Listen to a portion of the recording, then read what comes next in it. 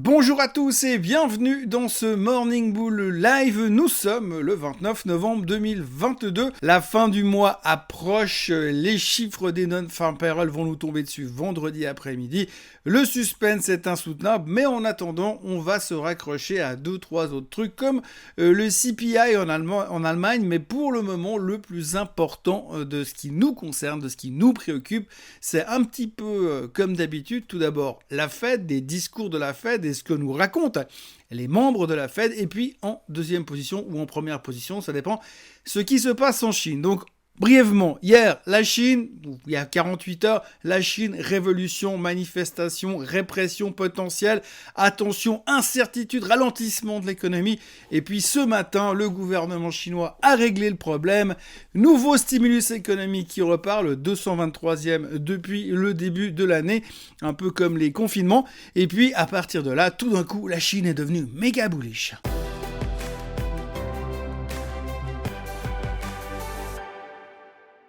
Donc oui, le sujet du matin, c'est la Chine qui relance un nouveau stimulus économique ou comment masquer les problèmes sociaux qui sont en train de faire bouger le pays pour l'instant. Donc un nouveau stimulus économique qui fait que ce matin, le Hang Seng à Hong Kong reprend quasiment 4%, explosion du marché chinois, tout va bien dans le meilleur des mondes. On a quasiment oublié toutes les protestations et les gens qui refusaient obstinément d'être enfermés chez eux. Bref, la révolution est tuée dans l'œuf par le stimulus économique, enfin ça reste à prouver, mais en tous les cas pour l'instant nous au niveau des marchés on est plutôt motivé par le fait que depuis ce matin on a autre chose à se mettre sous la dent que des protestations et des risques de ralentissement dans le pays. Un risque de ralentissement qui, je vous le rappelle, hier avait pesé massivement sur le pétrole qui a été allé chercher les $74 et puis ce matin le pétrole rebondit massivement parce que d'abord il y a un stimulus économique qui est prévu en Chine et puis deuxièmement il y a, tenez-vous bien, et des rumeurs, encore plein de rumeurs, qui laissent supposer que peut-être l'OPEP allait couper sa production pour équilibrer par rapport à la réduction de la demande en Chine. Encore une rumeur à la mode du Wall Street Journal, probablement, qui est en train de nous sortir un nouveau truc, comme quoi l'OPEP va faire quelque chose qu'il ne va probablement pas faire de toute façon. Ils vont démentir dans 24 heures ou dans 24 minutes, qui sait. Toujours est-il qu'aujourd'hui, on se raccroche à ce qu'on a. On espère que l'offre de pétrole va diminuer et va compenser le fait que les Chinois n'en veulent plus. Mais qui sait, avec le stimulus économique, peut-être que là, ça va repartir. En gros, on est dans une espèce d'énorme pelote de laine. On essaie de trouver le bout pour commencer à démêler, mais c'est pas simple parce qu'entre répression, récession, ralentissement et stimulus économique, il est difficile de trouver dans quel camp nous avons réellement envie d'aller. Et puis, toujours à propos de la Chine, il faudra noter la dépression nerveuse qui est en train de traverser Apple et ses investisseurs, puisque depuis quelques heures et depuis quelques jours, on commence à douter du fait que Foxconn soit capable de délivrer le nombre désiré d'iPhone pour ces prochaines semaines et ces prochains mois, puisque là-bas aussi, il y a révolution à l'intérieur de l'usine. Les gens en ont marre d'être confinés et ils aimeraient que ça change, donc là aussi, ça ralentit la production. C'est un des problèmes d'Apple. Un autre problème que vient de se prendre Apple sur la tronche, c'est également le fait qu'il est en train de se friter. Ils sont en train de se fâcher avec Elon Musk parce qu'apparemment, il semblerait que Apple a réduit la taille de ses campagnes marketing et publicitaires sur Twitter, ce qui ne plaît pas du tout au CEO de Twitter, et donc le CEO de Twitter a annoncé officiellement qu'il entrait en guerre face à Apple. Donc un peu à la mode de monsieur Macron, monsieur Elon Musk est en guerre contre tout le monde, mais là il s'en prend à Apple, donc l'homme le plus riche du monde se retrouve en guerre contre la plus grosse capitalisation boursière américaine du monde aussi. Ça va sûrement apporter que des bonnes choses. Mais en tous les cas, Musk se plaint du fait que Apple ne veut plus sponsoriser autant Twitter. De plus, ils mettent trop de frais sur l'Apple Store. Donc bref, Apple, c'est des méchants. Musk est le gentil et il essaye de trouver une solution au milieu de tout ça.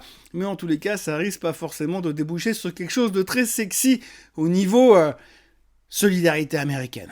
Et puis surtout, ce qu'il faudra noter aussi, c'est que monsieur Musk se demande si Apple serait vraiment en faveur du free speech, en fait de la liberté d'expression ou pas. Et ça, c'est l'insulte suprême en direction d'Apple. Autrement, nous avons eu de nouveau des gens de la Fed qui étaient de sortie. Et vous le savez, quand les gens de la Fed sont de sortie, ça donne toujours pas mal de petites phrases assassines.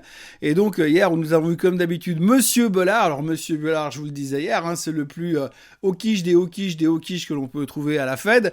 Donc, hier, il est venu dire, et donc sa phrase du jour hier, c'était « Nous allons garder les taux probablement en dessus de 5% jusque loin dans l'année 2024 pour schématiser.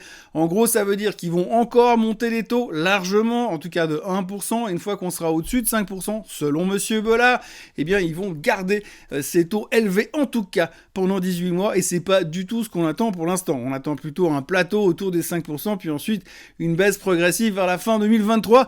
On peut espérer, mais en tout cas, M. Bollard, lui, voit beaucoup plus loin avec des taux beaucoup plus hauts et il pense qu'il faudra beaucoup plus de temps pour réussir à maîtriser l'inflation et lui montrer qui est le patron. À côté de ça, on a eu M. Williams, le président de la Fed de New York, qui lui est venu nous dire que potentiellement, il était fort probable que la mécanique dans laquelle nous sommes aujourd'hui pour aller monter les taux allait freiner l'économie et donc entraîner le taux de chômage au-dessus de 5%.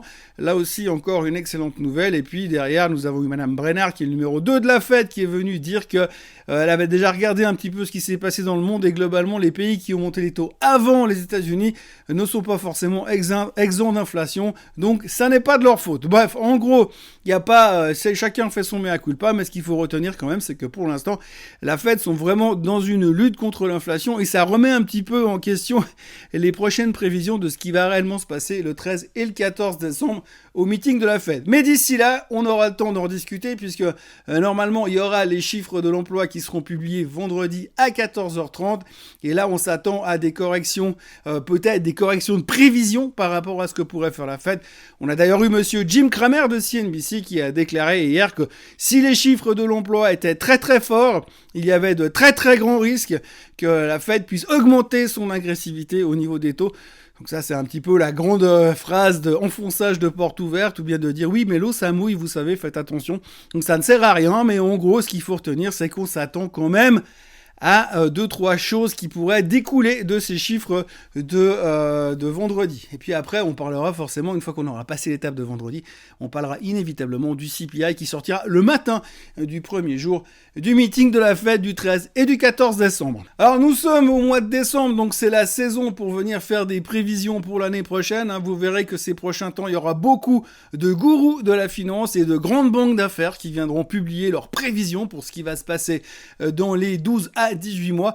Il faut savoir qu'ils sont incapables de savoir ce qui va se passer la semaine prochaine, mais ils sont très très forts pour nous dire ce qui va se passer probablement et d'ici plus d'une année. En tous les cas, on a 2 choses à retenir ce matin. Vous verrez, je vais revenir régulièrement avec des annonces de ce type parce qu'il y a vraiment du monde qui vient défiler en ce moment.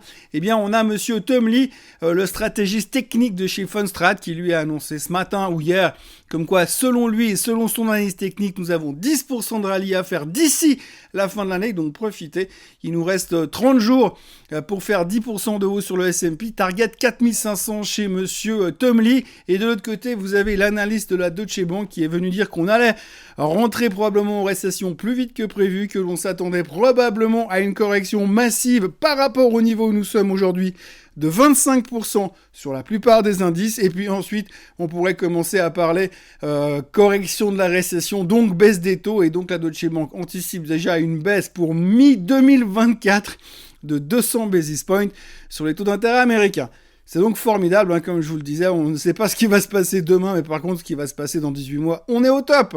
Et puis on notera aussi que Madame Lagarde dit qu'elle n'a pas fini dans son cycle de hausse des taux. On notera que monsieur Mark Mobius pense que le Bitcoin va à 10 000. Et puis il y a aussi une chose qu'il faut aborder comme sujet, c'est la grève des cheminots aux États-Unis. Donc les chemins de fer américains ont lancé un préavis de grève pour la fin du mois de décembre autour de Noël. Donc ça commence un tout petit peu à paniquer parce que pour l'instant les dernières discussions se sont mal terminées. Ils n'ont pas réussi à trouver un accord. Bon, il faut savoir que les gars ils réclament une augmentation de salaire, je crois, de 24% rétroactive sur les 2 dernières années pour corriger leur bas salaire entre guillemets. Donc Menace de grève massive, les dernières négociations n'ont pas abouti et donc la crainte c'est qu'ils se mettent réellement en grève et on sait très bien, un peu à l'image des truckers aux États-Unis, les chauffeurs de poids lourds, si les trains se mettent en grève aux États-Unis en quelques jours, c'est pas un ralentissement économique qu'ils vont se prendre, c'est une méga récession dans les dents. Donc le gouvernement a peur et monsieur Biden l'a exprimé hier en suppliant le Congrès de trouver une solution. Alors pour l'instant on n'en est pas là, mais plus on va se rapprocher de la date butoir, si ça se produit vraiment, c'est un problème qu'on ne pourra pas non plus négliger au niveau croissance économique américaine. Et ça pour l'instant on n'en parle que très très peu, mais ça commence gentiment à faire surface. Voilà ce que l'on peut raconter en ce matin. Donc le pétrole qui remonte parce que l'OPEP va peut-être éventuellement fermer les robinets selon une rumeur qui circule. La Chine et l'Asie qui remontent en général parce qu'il y a un nouveau stimulus qui arrive en Chine et du coup on se fout pas mal de la répression et de l'éventuelle révolution qui est en train de couver dans la région. À côté de ça, les banquiers centraux sont toujours très prudents et très parcimonieux par rapport à un éventuel ralentissement de la hausse des taux à partir de dans 2 semaines. On attend les non-farm payrolls. Elon Musk est en guerre avec Apple. Bref, on a de quoi se mettre pas mal de choses sous la dent ce matin. Mais moi, d'ici là, je vous souhaite une excellente journée. N'oubliez pas de vous abonner à la chaîne Suisse Côte en français. N'oubliez pas de liker cette vidéo. N'oubliez pas non plus que demain soir à 18h, il y a un webinaire sur les semi-conducteurs qui sera animé par Marco Rastaldi, mon associé, et moi-même. Et puis, d'ici là, profitez bien. Vous pouvez vous abonner en cliquant sur le lien qui est sous la vidéo ce matin. Et puis, je vous retrouve comme d'habitude demain à la même heure pour un nouveau Morning Bull Live. Excellente journée. Bye bye.